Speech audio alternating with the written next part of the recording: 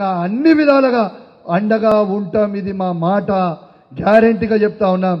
ఇలా మీకు పోలీసు వాళ్ళు కొంచెం ఇబ్బంది పెడుతున్న సబ్జెక్ట్ మాకు కూడా తెలుసు, కానీ వీళ్ళతో ఏం అయ్యేది లేదు, పీకేది ఏం లేదు.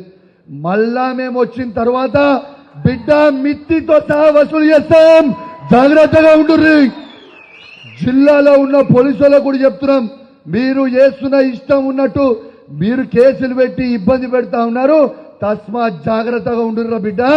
రేపు మళ్ళా మేము ప్రభుత్వం వచ్చినాక మిత్తితో సహా వసూలు చేస్తాం, మీకు గుర్తుపెట్టుకోరే.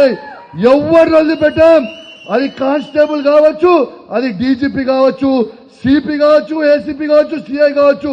తస్మాత్ జాగ్రత్తగా ఉండుర్రి. మీరు భయపట్టిస్తే ఎవడు భయపడేటోడు లేడు. మేము అన్యాయం చేసేటోళ్ళ మోరం కాదు. అన్యాయంగా కేసులు పెట్టి కార్యకర్తలను ఇబ్బంది పెడతా ఉన్నారు.